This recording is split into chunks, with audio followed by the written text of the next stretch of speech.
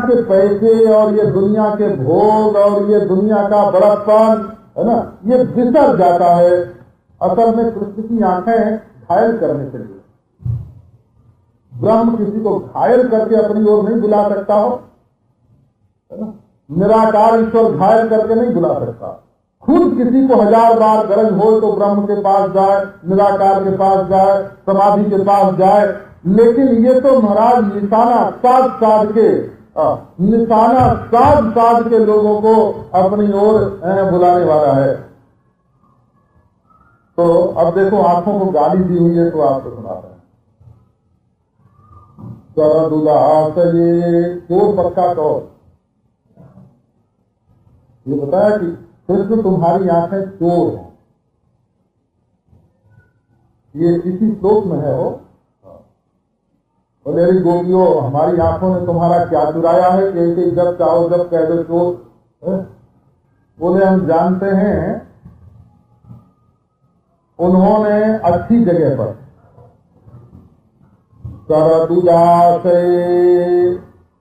शरद ऋतु पवित्र, जब खूब आज चांदनी छुट्टी होती है, शरद ऋतु पुण्य करने का, कार्तिक मास पुण्य करने के लिए, चोरी करने के लिए नहीं। लेकिन आप शायद जानते हो, शहर में बात बताना तो कुछ बहुत बढ़िया नहीं है। देहात में ये मशहूर है कि दिवाली के दिन जो चोरी करने में सफल हो जाता है वो शाम भर चोरी करने में सफल होता है।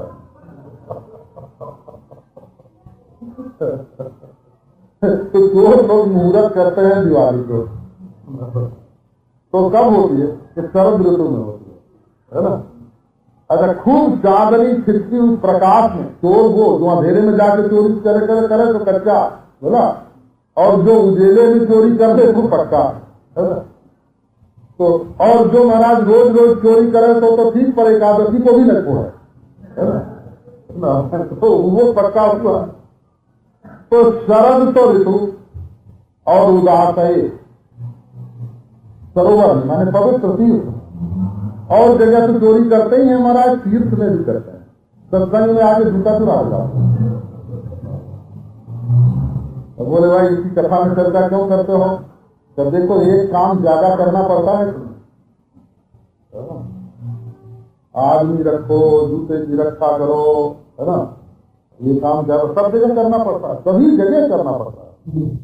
क्या मतलब है कि महाराज जो पक्के चोर हैं वो ये नहीं कहते हैं कि यहाँ अगर चोरी करेंगे तो हमको ज्यादा पाप लगे, ये नहीं सोचते।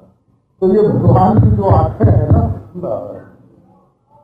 वो न तो पवित्र समय का ध्यान करें कि शरद ऋतु है, और न तो ये ध्यान करें कि उदास है, ये सरोवर है बोला, पवित्र तीर्थ है। और फिर मान लो चारों ओर तो खूब रोशनी हो, और पानी के किले में, पानी से घिरा हुआ जो किला, उसमें कोई संपत्ति रखी हो, उदास है। सरोवर के बीच में कमल खिला, तो दुर्ग में है ना, किले में है। तो एक तो पवित्र तीर्थ है और दूसरे उसका रक्षक जल है। अब वहां भी साधु जात, बोले भाई कोई कहते हैं कि ये तो बड़े भले मानस हैं, इनकी चोरी नहीं करनी चाहिए। चोर लोग भी आपस में सोच लेते हैं कि भाई भले मानुष के घर में, साधु के घर में चोरी नहीं करनी चाहिए। लेकिन ये तो इतने पक्के चोर कि साधु के घर में भी घुस जाए, है ना।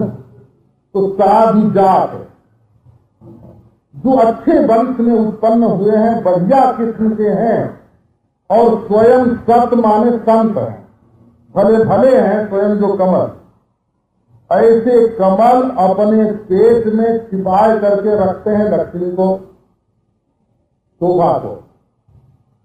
अब वहां से उस शोभा को तुम्हारी आंखों ने हरण कर लिया।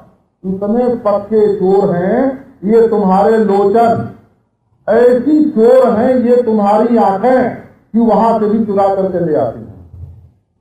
और महाराज जो चोर होते हैं उनको हत्या करने में भी संकोच नहीं होता। जो पक्के चोर होते हैं वो तो एक एक करके, दोस्त जो होते हैं ना वो एक एक करके आते हैं। आदमी समझता है कि हम तो जरा सी गलती कर रहे हैं, इसको तुम क्यों नहीं कह देते, इसको तुम क्यों नहीं मान लेते। वो कहता हमारी गलती तो जरा सी है ना, क्यों नहीं मानते। लेकिन उस जरा सी गलती में आग की जो चिंगारी है वो आगे तो सारे गांव को ही भस्म करने वाली है ना। इस बात को आदमी नहीं समझता है।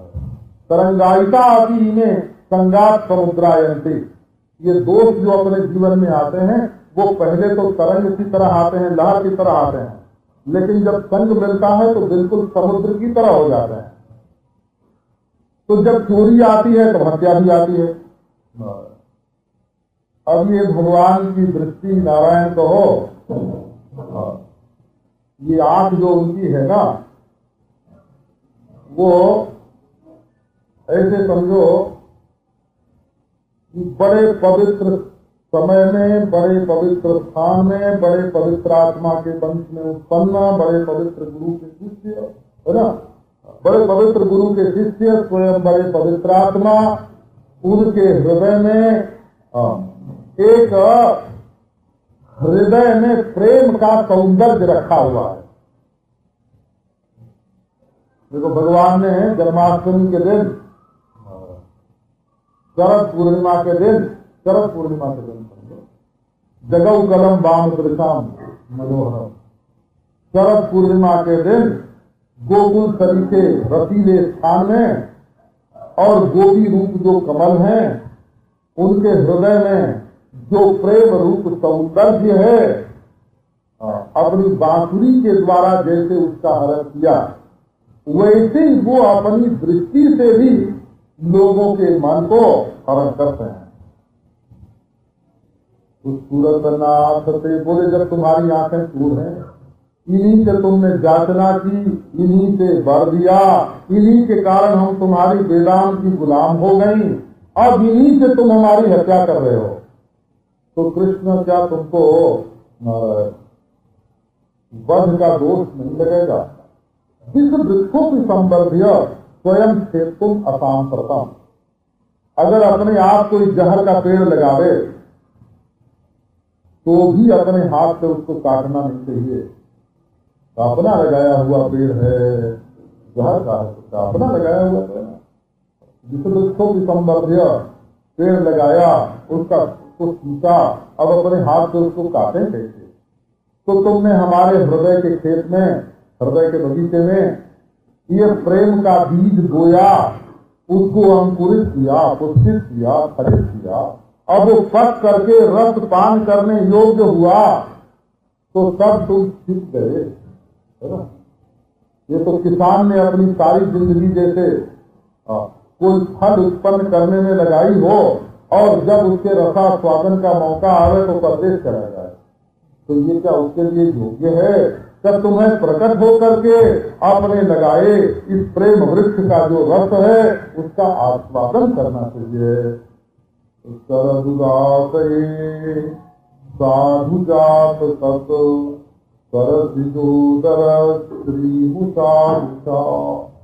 सूरतनाथ ते शुल्कदासिका वरद निघ्नको नेहत्यं वधा।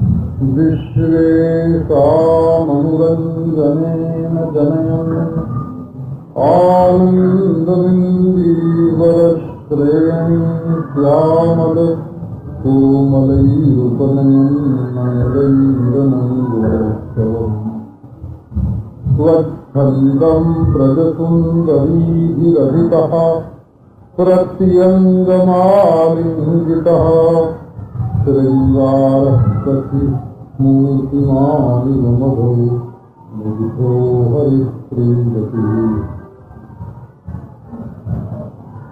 शरदुदासये साधुजात सत सरसिजोदरश्रीमुसाधृता सूरतनाथ ते शुल्कदासिका वरद निर्मतो विष जलाप्ययाद व्याल राक्षसाद वर्षमारुताद वैद्युतानलात् वृषमयात्मजाद विश्वतो भयाद ऋषभते वयं रक्षितामो न खलु गोपिका नंदनो भवान् अतिदेहिनाम् अंतरात्मके दिखन कार्थितो विश्वगोप्ते कथौ देवान् शाश्वतां कुले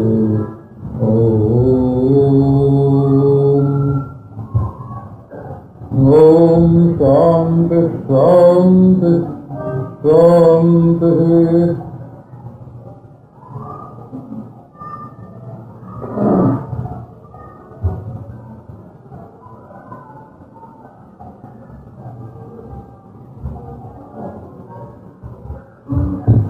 जीव को ईश्वर के संयोग का अनुभव बहुत कम होता है। ऐसा मालूम पड़ता रहे कि ईश्वर हमसे मिला है, निराकार रूप से मिला है, साकार रूप से मिला है, प्रियतम रूप से मिला है, आत्म रूप से मिला है, मिला मिलाया है। किसी तरह से ये प्रतीत हो जाए कि वर्तमान में हम ईश्वर से जुड़ा नहीं है, फिर तो सुख ही सुख है, मजा ही मजा है।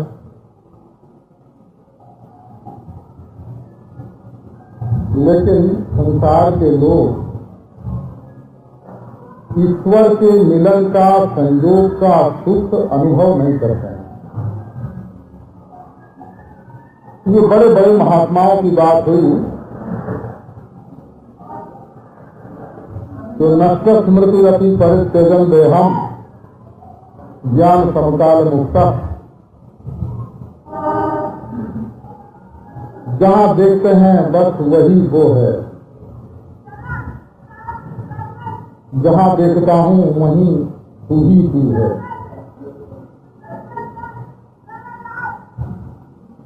फिर लोगों को वियोग का ही अनुभव ज्यादा है।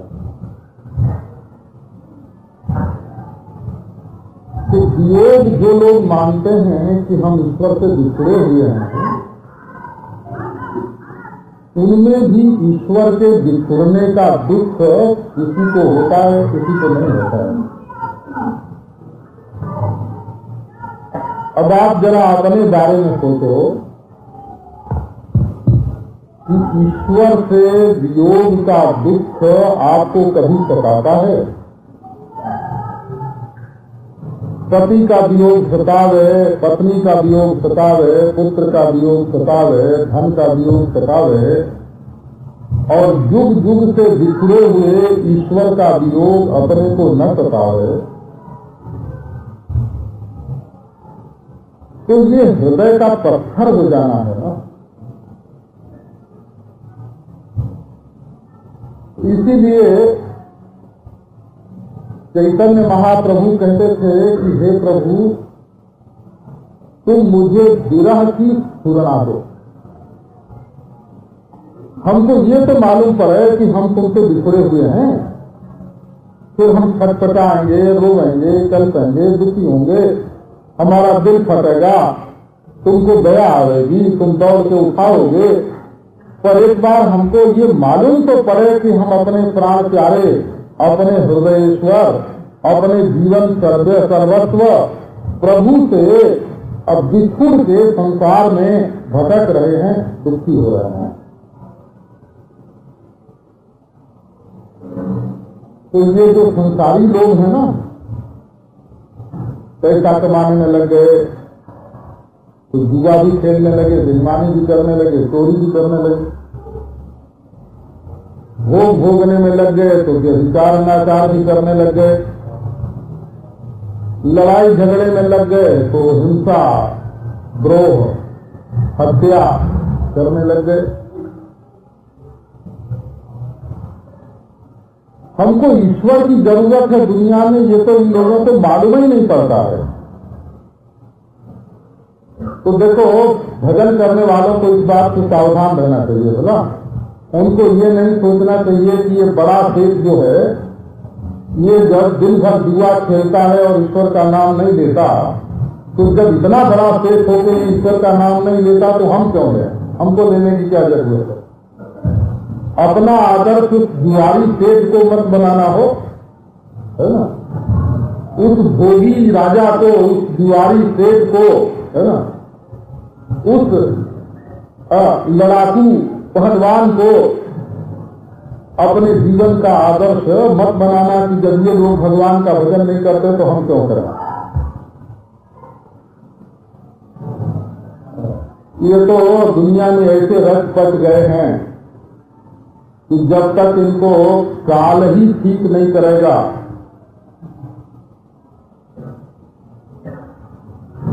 हमारे पास आने वाले कई ऐसे हैं हो जो मरने के बाद जो टैक्स लगता है, क्या एक लगता है ना मरने के बाद, वो देने को राजी है कि जब हम मर जाएंगे तो चाहे जितना टैक्स ले लिया जाए, लेकिन जिंदा में दान देने पर टैक्स लगे वो देने को राजी नहीं है।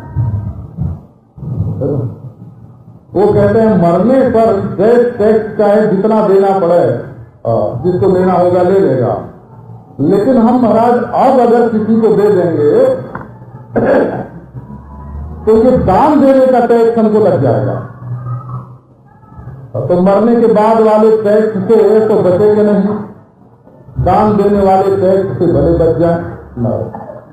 ये संसार के लोगों की ये समझदारी है, और अपने को बड़ा बुद्धिमान बताते हैं और बोलते हैं हम जज हैं, हम कलेक्टर हैं, हम बड़े बड़े कर होते हैं। तो ये धर्म से डर गए, इसीलिए इनके नाम के साथ कर दिया।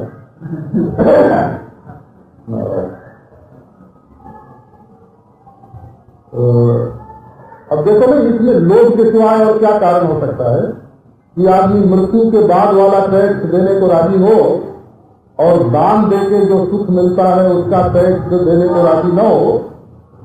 तो ये चित्त की कंजूसी के सिवाय इसमें और क्या कारण हो सकता है?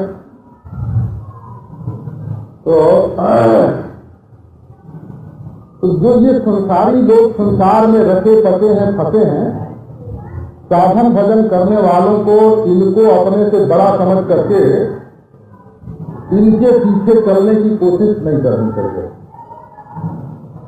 ये बहुत अच्छा है कि वे भी ईश्वर को मानते हैं, हाथ जोड़ते हैं,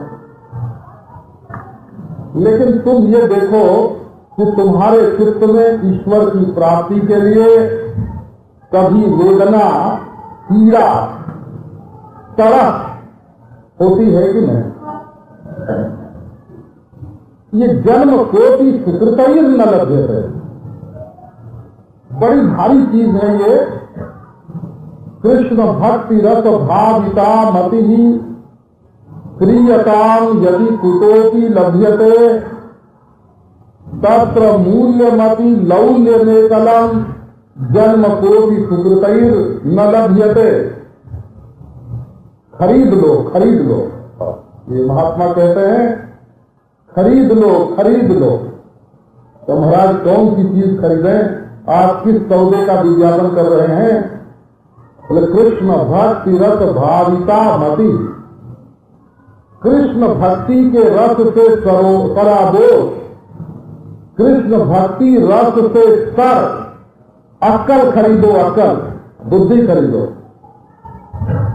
बोले कहाँ मिलेगी महाराज? तो ये मत पूछो, जहां मिले वहीं से खरीद लो, दुकान का कोई नियम नहीं है। यदि कुतोपि लभ्यते, चांडाल से मिले, अंचक से मिले, कसाई से मिले, जहां से भी मिले वहां से ले लो। हमारा कीमत क्या चुकानी पड़ेगी? बोले कोई कीमत नहीं, एक ही है, बस जरा सी कीमत है। तत्र मूल्यमपि लौल्य मेकलम। जैसे तुम चाट खाने के लिए कभी कभी मचल पड़ते हो, है ना? जैसे मिठाई खाने के लिए तुम्हारा मन चंचल हो जाता है, वैसे ये नंद नंदन श्याम सुंदर मुरली मनोहर पीताम्बर धारी की मंद मंद मुस्कान में जो मिठास है ना, जो स्वाद है, उसको अपनी आंखों से लेने के लिए तुम्हारा दिल मचले ललके व्याकुल हो है। यही उसकी कीमत है। बोला ये कीमत कहां से मिलेगी? क्या पुण्य करें, क्या दान करें? बोले ये दान से, पुण्य से ये ललक नहीं मिलती है, ये तो मिलती है प्रेमियों के संग है। जन्म कोटि सुकृत न लभ्यते, करोड़ करोड़ जन्मों के पुण्य से भी ये नहीं मिलता। ये तो जब किसी प्रेमी का संग मिलेगा तब इसकी प्राप्ति होगी। तो आओ किसी प्रेमी का संग कराएं। तो संयोग का रस नहीं आवेगा हो पहले कृष्ण के विरह में जो पीड़ा है वो हृदय में आनी चाहिए। एक महात्मा कहते थे कि पहले अपने दिल को किसी भक्त के दिल के साथ मिलाओ, है ना? किसी भक्त के पार्टनर, किसी भक्त के हृदय के पार्टनर बनो। पहले 10 रुपया किसी धनी के व्यापार में अपना लगाओ, है ना? फिर तो तुम भी हिस्सेदार हो जाओगे। तो भक्त के दिल से अपने दिल को मिलाना, ये क्या है कि जैसे जसोदा मैया के मन में लाला को अपना दूध पिलाने की इच्छा होती है, जैसे ग्वाले के मन में उनके कंधे पर हाथ रख के चलने की इच्छा होती है, जैसे गोपी के मन में उनकी आंखों से अपनी आंखें चार करने की इच्छा होती है, वैसी हमारे मन में भी इच्छा उत्पन्न हो। तो भक्त के दिल से दिल मिलाओगे तब तो तुम्हारे अंदर विरह आएगा। और नहीं तो महाराज निकले थे हरिभजन को ओसन लगे कपास, चलने से ईश्वर को ढूंढने के लिए कि हमको ईश्वर मिलेगा। महाराज वो चौपाटी पर चलते चलते एक बड़ा सुंदर रूप दिखाई पड़ा। बोले बस हमारा ईश्वर तो यही है। नारायण को निकले थे हरिभजन को ढूंढने को निकले थे ईश्वर, और फंस गए कहा नरक में। निकले थे हरिभजन को ओसन लगे कपास। तो किस भक्त के साथ अपना दिल मिलाए हैं तो हमारे हृदय में भगवान के प्रति ललक, मचलन, तड़प उदय होए। हाय हाय भगवान के बिना हमारे एक एक क्षण निष्फल जा रहे हैं, कीड़े की तरफ काट रहे हैं। तो बोले भाई प्रेम में तो गोपियां ही आदर्श हैं। कृष्ण के विरह में गोपी के हृदय की जो दशा होती है वही दशा जब तुम्हारे हृदय की हो जाए तो देखो गोपियां अपने विरह की दशा का वर्णन कर रही हैं। जरा ध्यान देख करके देखोगे तो इसमें मालूम पड़ेगा कि वे अपनी पीड़ा का वर्णन कर रहे हैं। विष जलाप्ययात् ज्ञान राक्षसात् वर्ष मारुतात् दैव्युतानलात् दृशमयात्मजाद विश्वतो भयाद ऋषभते वयम् रक्षितामुः। तो गोपियां भी अनेक हैं। किसी के चित्त में दीनता आई, किसी के चित्त में प्रेम आया। तो दीनता जिनके चित्त में आई वे गोपियां कहती हैं कि प्रभु जब जब हमारे जीवन में दुख आया, विपत्ति आई, तब तब दौड़ करके तुमने हमको बचाया। तो अब भी हमारे जीवन में एक दुख आया, एक विपत्ति आई, तुम दौड़ करके हमें बचाते क्यों नहीं हो? इसके लिए अपनी विपत्तियों को गिनाते हैं। विष जलाप्ययात, एक बार काली नाग के विष से दूषित पानी पी करके ब्रज के सब बछड़े और ग्वाले मर गए थे। उस समय तुमने बचाया। इसका मतलब यह है कि ये जो विपत्ति है, आपके विरह में जो दुख है, वो उससे कम नहीं है, उससे ज्यादा है। दौड़ो दौड़ो, बचाओ। विष जलाप्ययात, उस दुख से ज्यादा दुख है इसमें। ये बात मैं अखिल में बताऊंगा। व्याल राक्षसा, वो अघासुर रूप अजगर जब सब बछड़ों को और ग्वाल बालों को निगल गया था, उस समय भी श्याम सुंदर तुमने दौड़ करके उनको बचाया। उससे भी ब्रज की रक्षा हुई, हमको बचाया। इंद्र ने क्रोध करके वर्षा की और आंधी चलाई और तृणा बरसाया और बिजली चमकी, वज्र गिरे, आग लगी, वृषभासुर आया, मयासुर और व्योमासुर आया। तरह तरह के भय हमारे जीवन में आए, परंतु हे प्राण प्यारे, हे ऋषभ, तुमने बारंबार हमारी रक्षा की। तो जब इन विपत्तियों में, इन दुखों में बचाया हमको तुमने, तो क्या इसी दिन के लिए कि हम तुम्हारे विरह में तड़प तड़प करके मर जाएं? तो एक तो ये प्रार्थना हुई कि जैसे और दुखों में तुमने बचाया है, वैसे इस दुख में भी हमको बचाओ। ये विरहासुर हमको मार रहा है, ये विरहासुर का आक्रमण हो गया हो, तो इससे भी तुम ही हमको बचा सकते हो। तुम अपने दर्शनामृत, अपने रूपामृत का पान करा करके हमारी रक्षा कर सकते हो।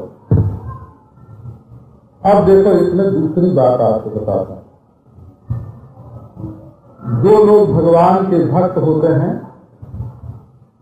तो भक्त भी तो कई तरह के होते हैं। एक भक्त तो भी होते हैं जो मंदिर में जाते हैं, दूर से फूल फेंका, है ना, और पैसा निशाना लगा के मारा हो कि आंखें पर जाके लगा।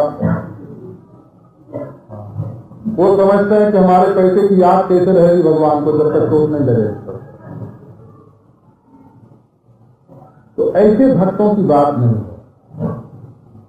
जो सच्चे भक्त होते हैं, ये अपनी मृत्यु को कुछ नहीं गिनते। मौत तो प्रेमियों के लिए जैसे मीठी मीठी नींद हो।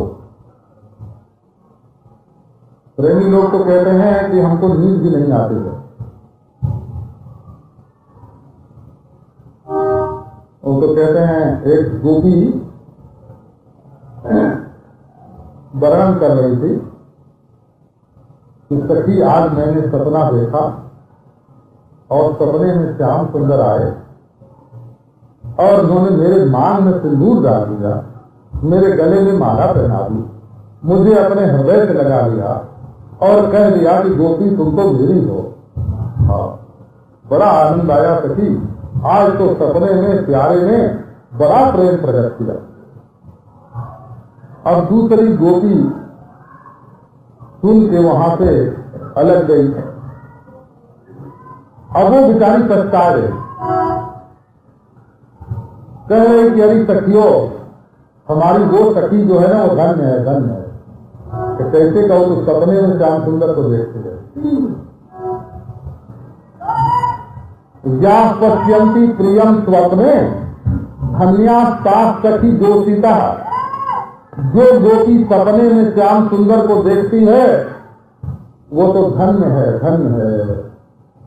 अस्माकं तु गते कृष्ण गता निद्रा भी, हमारे तो कृष्ण क्या गए, नींद में भी बैर साध लिया, वो भी चली गई। अब नींद ही नहीं आती तो सपना कहां से दिखे। अस्माकं तु गते कृष्ण गता निद्रा भी गई, कृष्ण गए, नींद भी गई, उसने भी बैर साध लिया, वो भी नहीं आती है। तो अब हमको सपने में भी अपने प्यारे के दर्शन नहीं होते हैं। कितनी व्याकुलता, कितनी पीड़ा है। तो ये नहीं कहते हैं कि कृष्ण तुम हमको मृत्यु से बचाने के लिए आओ। मौत को तो प्रेमी लोग अपने लिए वरदान समझते हैं। हो अगर मौत आ जाए और ये शरीर छूट जाए तो हमारा सूक्ष्म शरीर, हमारा जीव तो जरूर प्रभु के चरणों में जाकर के लीन हो जाएगा, क्योंकि उनके सिवाय और हमारे जाने की जगह ही क्या है। तो हम तो 100 बार मौत को बुलाने अपने पास कि आओ तुम हमें ले जाओ। तो गोपियां मौत से नहीं डरती हैं कि हम कृष्ण के विरह में मर जाएंगे और कृष्ण आकर के हमारी रक्षा करो, नहीं तो मर रही हैं, मर रही हैं। गोपियों को एक डर है, वो डर क्या है कि यदि हम काली नाग के जहरीले पानी से, विषैले जल से यदि मर जाती तो दुनिया में ये बात फैलती कि गलती से गोपियों ने, गोपों ने, बचनों ने काली नाग के विष से दूषित जल पी लिया और मर गए। हमारे माने का काली नाग के विषैले पानी को, अजगर के मुंह में अगर हमारे सगे संबंधी गए, हम भी चले जाते तो हमारे मरने का दोष लगता अजगर को। यदि इंद्र हमको मार डालता तो इसका दोष लगता इंद्र को। तो यदि वृषासुर मार देता, धर्म के लिए हमको मरना पड़ता, या योगाभ्यास के लिए, समाधि के लिए व्योमासुर के लिए मरना पड़ता, या वेद की रक्षा के लिए मरना पड़ता, केसी के लिए मरना पड़ता। केसी के आक्रमण से मरते, व्योमासुर के आक्रमण से मरते, वृषभासुर के आक्रमण से मरते, तो हमारे मरने का दोष उन असुरों पर जाता। लेकिन आज तो कृष्ण तुमने ऐसी परिस्थिति पैदा कर दी कि आज हम मरेंगी तो दुनिया में यही बात फैलेगी कि कृष्ण के विरह में तरफ तरफ करके गोपियां मर गए। तो कलंक किसको लगेगा, है ना? कलंक किसको लगेगा? पूरे कृष्ण को लगेगा। तो हमने जीवन में तो तुमको कोई सुख पहुंचाया नहीं, तुम्हारी कोई सेवा की नहीं, हमारे जीवन का एक कण भी तुम्हें सुख पहुंचाने के काम नहीं आया। हाथ से तुम्हारी सेवा नहीं हुई, पांव से तुम्हारे चरणों तक पहुंच नहीं सकी, वाणी से गा गा के तुम्हें सुनाया नहीं, पांव से तुम्हारे लिए नाचा नहीं। अपने जीवन के किसी अंग से, किसी अंश से, इंद्रिय से, मन से, बुद्धि से तुमको सुख पहुंचाया नहीं। और मरने के बाद एक कलंक का टीका और लगाए जाएंगी। हमारे प्रेम का फल यही निकला ना कि हमारे प्रियतम को एक कलंक का टीका लग जाए कि कृष्ण के विरह में। पहले तो कृष्ण ने बांसुरी बजा के सब गोपियों को वन में बुला लिया और उसके बाद अंतर्धान हो गए और अपने विरह में गोपियों को तड़पा तड़पा के मार डाला। हमारे मरने पर कलंक तुमको लगेगा, तो कृष्ण इस तरह से हमको मारना क्या उचित है? हम मरने को राजी हैं, लेकिन तुमको कलंक लगा के मरने को राजी नहीं। हम ये नहीं समझना कि हम तुम्हारे विरह में रो रो के मर जाएंगी और तुमसे बिना मिले रह जाएंगे। अब तो हम तुमसे पहले मिल लेंगी तब मरेंगे। ये इसमें अनुध्वनि है। एक तो ध्वनि होती है और एक अनुध्वनि होती है। हम तुमको कलंक लगा के नहीं मरेंगी, पहले मिल लेंगी और फिर मरेंगे। ज्ञान राक्षसात् वर्षमारुतात् वैद्युतानलात् वृषमयात्मजात् विश्वतो भयात् ऋषभते वयम् रक्षितामुः। ऋषभ माने वृषभ, पतिदेव। ये ऋषभ शब्द का अर्थ सीधा सीधा है पतिदेव। हम तुम्हारी गाय हैं और तुम हमारे वृषभ हो। ये वृषभ के लिए ऋषभ शब्द आया है। श्रेष्ठ को ऋषभ बोलते हैं। अतो हिमाम ऋषभम प्राहुराज्ञा। ऋषभ देव जी का ऋषभ नाम क्यों हुआ? तो श्रेष्ठ होने के कारण। अब एक तीसरी बात सुनो।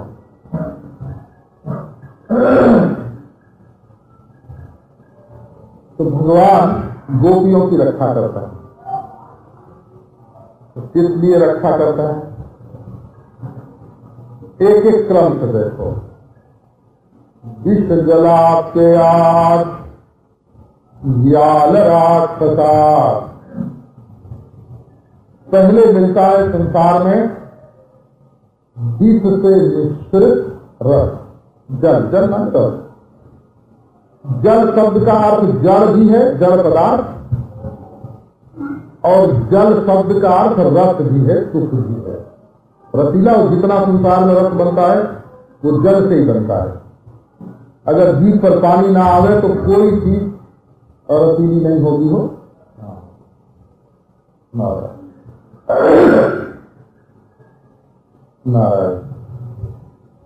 तो विषया तद विषम स्मृता।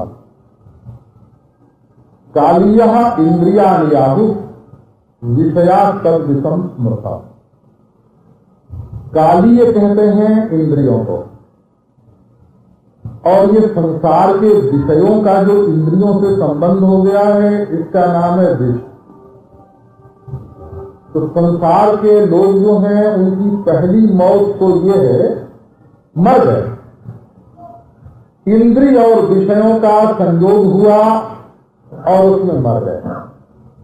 अब भगवान ने जब कृपा की दृष्टि डाली तब मनुष्य इस मृत्यु से बचा।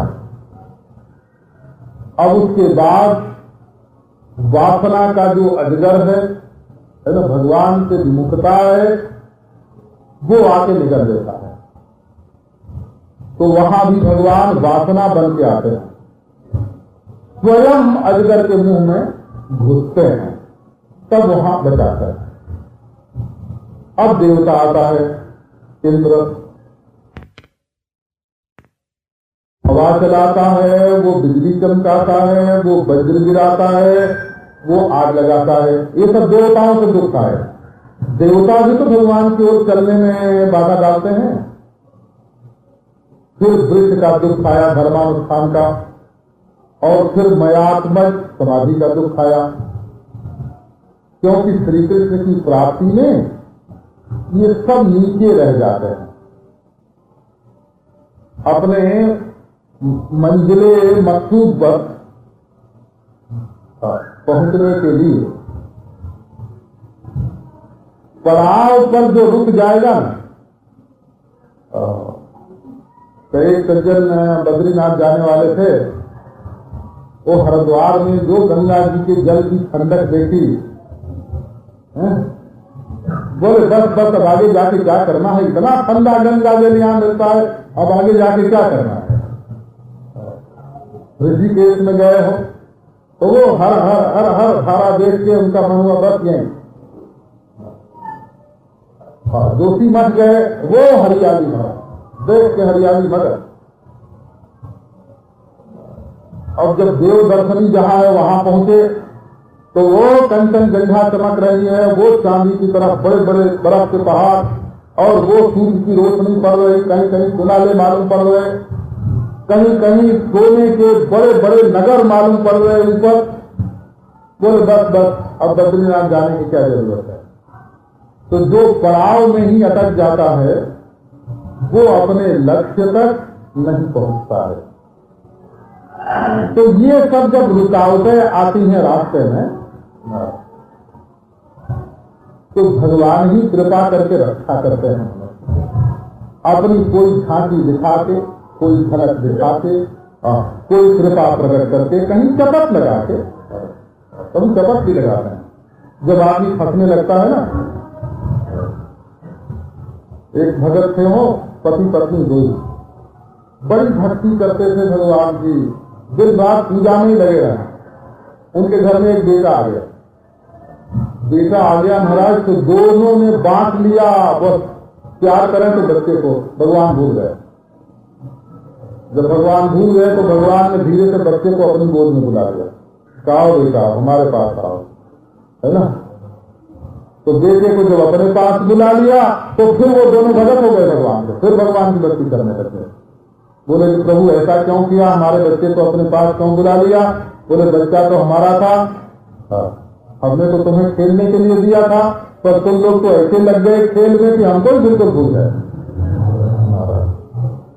तो कभी कभी है ना, देख कोई वस्तु किसी को मनोरंजन के लिए और उसी को सर्वस्व मान बैठे तो वो वस्तु छीन के भी, कभी चपत लगा के भी, कभी अपनी झांकी दिखा के भी, है ना, कभी समझा बुझा के भी भगवान उन सब विघ्नों से साधक की रक्षा करते हैं और अपनी ओर खींच करके ले जाते हैं। इसमें शर्त एक है, वो बता देता हूं आपको। साधक का विश्वास भगवान पर बना रहना चाहिए कि प्रभु हमारा कल्याण करेंगे। यदि वो अपना विश्वास खो देता है तो पड़ाव में अटक जाता है, और विश्वास बना रहता है तो प्रभु उसको खींच लेता है। तो गोपियां कहती हैं, ऋषभते वयम रक्षितामुहु, बारंबार तुमने हमारी रक्षा की है। अब ये विरह तो हम जानते हैं कि इस विरह से भी तुम हमारी रक्षा करोगे। तो किसी किसी के चित्त में जो अनजान है ना, गोपियों में भी कई तरह के, एक अज्ञात यौवना मुग्धा है, मुग्धा गोरी भारी बिचारी सुकुमारी कुमारी, तो वो नहीं जानती हैं, तो वो तो डर गई, घबरा गई, बोली कि दौड़ो दौड़ो बचाओ। दूसरी अड़ गई, तुम ये समझते हो कि हम तुम्हारे विरह में व्याकुल हो जाएंगी, हम मरेंगी, तो नहीं नहीं, हम तुम्हें कलंक लगा के नहीं मरेंगे। बड़ा प्रेम है उनके चित्त में, बोला रक्षितामुहु, कहना मैं ऐसे मरने वाली नहीं है, तुम क्या समझते हो। पर विरह में पीड़ा कितनी होती है, इस बात पर जब ध्यान देते हैं ना, एक गोपी बोलती है,